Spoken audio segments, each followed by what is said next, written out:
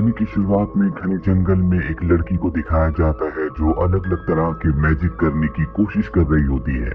इसके लिए वो किताब भी पढ़ती है, लेकिन उसके सभी मैजिक्स कामयाब नहीं होते। दरअसल ये एक विच है और इसका नाम है द लिटिल विच। जंगल में इसके साथ इसका एक रेवन भी रहता है जो इसका बहुत अच्छा दोस्त है। लिटिल विच अपने रेवन से कहती है कि एनुअल पार्टी जो कि सभी विचेस की होती है, मैं भी वहां पर जाना चाहती हूँ। रेवन कहता है कि तुम वहां नहीं जा सकती, क्योंकि जिन विचेस को इनविटेशन मिलता है वही उस पार्टी में जा सकती है, और वैसे भी तुम बहुत छोटी हो। वो कहती है कि मैं छोटी कैसे हो सकती हूँ, मेरी उम्र 127 साल है। वहीं दूसरी तरफ हमें टाउन में थॉमस नाम के एक लड़के को दिखाया जाता है जो अपनी बहन के साथ रहता है।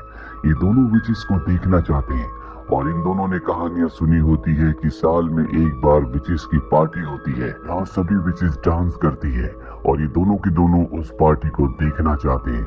वही लिटिल विच को दिखाया जाता है जो रात होने पर अपने उड़ने वाले झाड़ू से अपने रेवन से बसते हुए वहां से निकल जाती है। वो जानती है कि दूर पहाड़ पर आज पार्टी है जिसमें वो शामिल होना चाहती है। उसे लगता है कि कोई उसे नहीं पहचानेगा, पर जब वो पार्टी में एंटर होने वाली होती है कि उसे एक ओल्ड विच देख लेती है और पहचान जाती है कि वो बिना इनविटेशन के यहाँ पर आई है।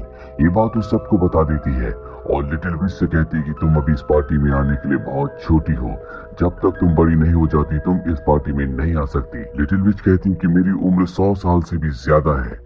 ओल्ड विच कहती है कि हमारे चेहरों को देखो, हमारे चेहरों पर रिंकल्स हैं और वैसे भी इस पार्टी में बिना इनविटेशन के कोई नहीं आ सकता, इसलिए तुम्हें यहाँ से जाना होगा। लिटिल विच कहती है कि मैं आप जैसा बनना चाहती हूँ, आपके बीच में रहना चाहती हूँ, इसके लिए मैं कुछ भी करने को तैयार हूँ।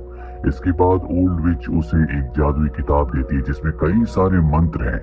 वो कहती है कि 1 साल के अंदर तुम्हें सभी मंत्रों को याद करना होगा। अगले साल आज की रात को यहाँ पर पार्टी होगी। अगर तुमने सारे मंत्र याद करके उन्हें इस्तेमाल करना सीख लिया तो हम तुम्हें इस पार्टी में अपने बीच में शामिल कर लेंगे, और अगर तुम ऐसा नहीं कर पाई तो हम तुम्हें अपने में कभी शामिल नहीं करेंगे। अब क्योंकि लिटिल विच यहाँ पर बिना इनविटेशन के आई थी, इसीलिए सब कहते हैं कि इसे सजा देनी चाहिए। कुछ विचेस कहती है कि इसके बाल चढ़ा दो, और ओल्ड विच कहती है कि सजा के तौर पर हम इसकी झाड़ू को इससे अलग कर देंगे और इसके बाद उसकी उड़ने वाली झाड़ू को आग में जलाकर नष्ट कर दिया जाता है। और अब लिटिल विच के पास वो जादुई मंत्रों की किताब है जिसमें कई सारे मंत्र हैं और 1 साल के अंदर उसे इन सभी मंत्रों को याद करना होगा। ये जादुई मंत्रों की किताब बहुत भारी होती है, साथ ही लिटिल विच के पास उसकी उड़ने वाली झाड़ू नहीं है, इसीलिए उसे अपने घर तक पहुंचने के लिए जंगल का लंबा रास्ता तय करना पड़ता है। घर आने के बाद वो अपने रेवन को बताती है कि वहां पर सब के सब बहुत एंजॉय कर रहे थे, सब डांस कर रहे थे, लेकिन मुझे उस ओल्ड विच से बदला लेना है जिसने मेरी जादुई झाड़ू जला दी। वो कागज पर एक खौफनाक चेहरा बनाती है और अपने रेवन से कहती है कि एक दिन मैं उस ओल्ड विच को ऐसा बना दूंगी। अब वो किताब खोलती और मंत्रों को पढ़ना शुरू करती है, लेकिन ये मंत्र इतने कठिन होते हैं कि उसे उच्चारण करना भी उसके लिए मुश्किल हो रहा होता है, पर वो लगातार कोशिश करती रहती है। अगली सुबह लिटिल विच मार्केट जाती है क्योंकि उसे अपने लिए एक नई झाड़ू लेनी है। वो झाड़ू की शॉप में जाती है जहाँ से वो अपने लिए झाड़ू खरीदती है। वहीं वो देखती है कि थॉमस की सिस्टर जो कि कैंडीज की दुकान के बाहर है, वो कैंडीज खरीदना चाहती है लेकिन उसके पास पैसे नहीं होते, और जब वो अपनी जेब में हाथ डालती है तो उसमें कैंडी निकलती है जो कि लिटिल विच ने अपने मैजिक से उसकी जेब में डाल दी थी। वो सोच में पड़ जाती है कि उसकी जेब में ये कैंडी आई तो आई कहां से। इसी मार्केट में एक लड़की होती है जो कागज के फ्लावर्स बेच रही होती है, लेकिन उसके फ्लावर कोई भी नहीं खरीद रहा होता, इससे वो उदास हो जाती है। लिटिल विच उसके पास जाती है और उसके सभी फ्लावर्स को असली और खुशबूदार बना देती है, जिससे लोग उसके फ्लावर्स को खरीदने के लिए टूट पड़ते हैं। यहाँ पर हमें पता चलता है कि लिटिल विच एक बहुत ही अच्छी विच है जो दूसरों की परेशानियों को, दुख को अच्छे से समझती है। अब लिटिल विच के पास एक नई झाड़ू है जिससे उड़कर वो वापस अपने घर आ जाती है। अगली सुबह दिखाया जाता है कि थॉमस और उसकी सिस्टर जंगल में रास्ता भूल जाते हैं और भटकते भटकते लिटिल विच के घर तक पहुंच जाते हैं। जब वो लिटिल विच को देखते हैं तो पहचान जाते हैं कि एक दिन पहले इन दोनों ने उसे मार्केट में देखा था। लिटिल विच भी बच्चों से बहुत प्यार करती है, वो उन्हें अपने घर में इनवाइट करके खाने के लिए बहुत अच्छी अच्छी चीजें देती है।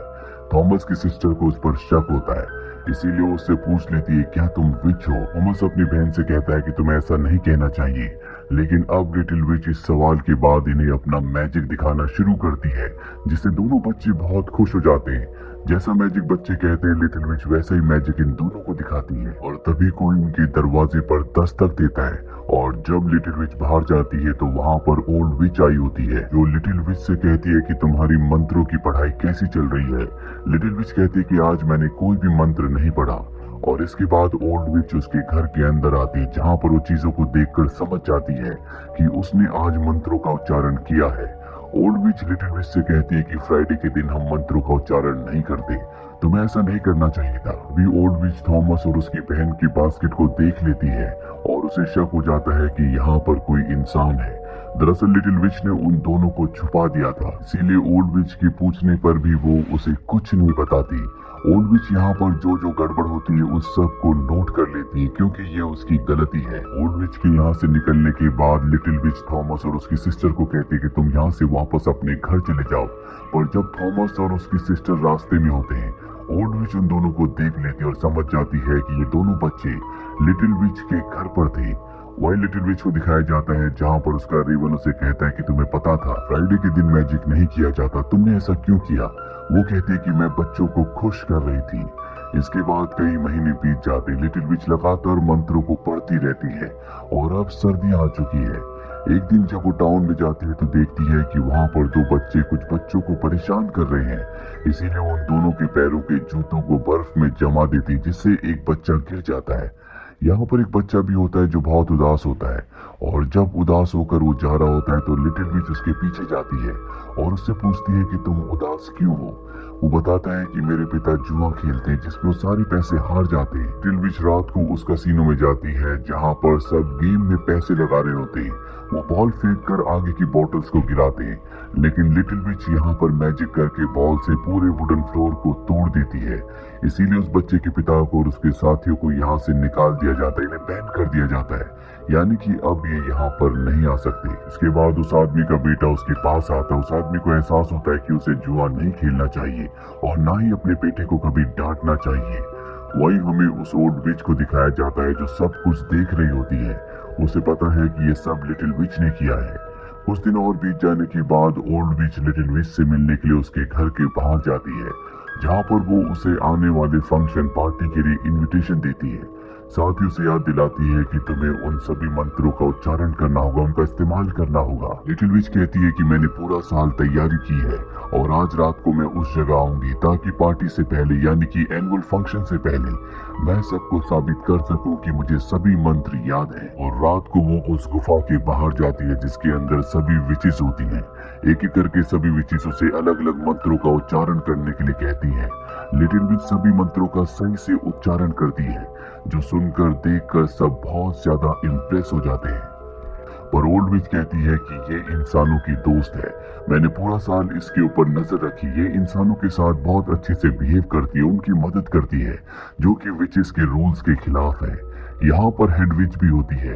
वो कहती है कि तुम्हारी ये गलती है, हम इंसानों के दोस्त नहीं हैं, हम उनकी मदद नहीं करते।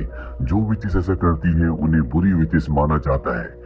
लिटिल विच कहती है कि मुझे इस रूल के बारे में पता नहीं था, पर अब उससे गलती हुई है, इसीलिए उसके अंदर जितनी भी मैजिक पावर्स होती है उन सब को खत्म किया जा रहा होता है। पर तभी ओल्ड विच कहती है कि तुम्हारे पास बचने का एक तरीका है, अगर तुम थॉमस और उसकी बहन को पत्थर का बना दो तो हम यकीन कर लेंगे कि तुम हम में से एक हो, तुम्हारी सारी गलतियों को माफ कर दिया जाएगा। पर वो ऐसा करने से मना कर देती है। वो कहती है कि मैं कभी ऐसा नहीं करूंगी। ओल्ड विच कहती है कि तुम्हारे पास एक दिन का टाइम है, और इसके बाद लिटिल विच अपने घर वापस आ जाती है, जहाँ पर वो अपने रेवन को उल्टा सीधा कहती है। दरअसल उसी ने उसे एक अच्छी विच बनाया था, उसी ने उसे अच्छी बातें सिखाई थी, और गुस्से में रेवन को वो घर से बाहर निकाल देती है। अगली सुबह वो टाउन में जाती है। दरअसल उसने फैसला कर लिया होता है कि वो थॉमस और उसकी बहन को पत्थर का बना देगी, ताकि वो भी उन ओल्ड विचेस में से एक बन जाए जो वो हमेशा बनना चाहती थी। और जब वो थॉमस और उसकी सिस्टर के पास जाती है, अपने मंत्र को पढ़ती है जिससे दोनों के दोनों पत्थर के बन जाएंगे, तो मंत्र को पूरा नहीं कर पाती क्योंकि वो एक अच्छी लिटिल विच है, वो कोई बुरा काम नहीं कर सकती। ये बात वो थॉमस और उसकी बहन को बताती है। ये कहते हैं कि अच्छा होना बहुत अच्छी बात है। और इसके बाद लिटिल विच उनके चारों तरफ एक जादुई घेरा बना देती है ताकि कोई भी उन्हें नुकसान ना पहुंचाए। लिटिल विच को पता होता है कि ओल्ड विच इन्हें नुकसान पहुंचाना चाहती है। अब जब लिटिल विच वहां से निकलती है तो ओल्ड विच उसके पास आती है और कहती है कि अगर तुमने थॉमस और उसकी बहन को पत्थर का नहीं बनाया तो मैं इन दोनों को मार दूंगी। लिटिल विच वहां से अपने घर आ जाती है जहां पर जादुई मंत्रों की वो बड़ी किताब है। उसे पता है कि उसके अलावा किसी भी विच को कोई भी मंत्र याद नहीं है, इसीलिए तय करती है कि वो इस जादुई किताब को जला देगी। वो एक बार फिर से सभी मंत्रों को अच्छे से पढ़ती है और किताब को लेकर उस जगह पहुंच जाती है जहां पर एनुअल पार्टी है जिसका वो हमेशा से हिस्सा बनना चाहती थी। वहां पहुंचकर वो मंत्रों का उच्चारण करती है। यहाँ पर सभी ओल्ड विचेस हैं।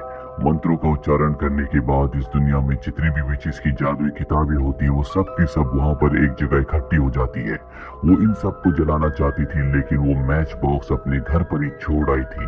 वो किताब को जलाने के लिए मंत्र पढ़ना चाहती है लेकिन वो भी अब मंत्र भूलने लगती है, इसीलिए सभी विचेस उसे रोकने की कोशिश करती है। और अब लिटिल विच अपने मंत्र से यहाँ की हेड विच को एक मेंढक में बदल देती है। ये देखकर वहां से ओल्ड विच भाग जाती है और इसके बाद वहां पर लिटिल विच सभी को मेंढक में बदल देती है। यहाँ पर उसका रेवन भी पहुंच चुका होता है जिसके पास मैच बॉक्स होता है। उसे पता था कि वो अपने मैच बॉक्स को घर पर ही भूल आई है। लिटिल विच को अपनी गलती का एहसास होता है और वो अपनी रेवन से एक बार फिर से दोस्ती कर लेती है। अभी वो देखती है कि ओल्ड विच यहाँ से एक जादुई किताब लेकर भाग रही है। वो उसके पास जाती है और मंत्र का उच्चारण करती है जिससे वो बहुत ही बदसूरत विच बन जाती है जो हमेशा से वो उसे बनाना चाहती थी, जिसका उसने स्केच भी बनाया था। और अब सबको सबक सिखाने के बाद वो सभी की जादुई झाड़ू को और जादुई किताबों को यहाँ पर जला देती है। इसके बाद वो यहाँ पर अपनी रेवन के साथ अकेले पूरी रात डांस करती है जैसा कि वो हमेशा से करना चाहती थी। और अब उसने सभी जादुई किताबों को और जादुई झाड़ू को जला दिया है। इसका मतलब ये है कि इस दुनिया की सभी बुरी विचेस अब खत्म हो चुकी है। अगली सुबह वो जंगल में वापस अपने घर पर आ जाती है जहाँ पर वो अपने रेवन को भी अब मंत्रों का उच्चारण करना सिखाती है ताकि वो भी जादू कर सके।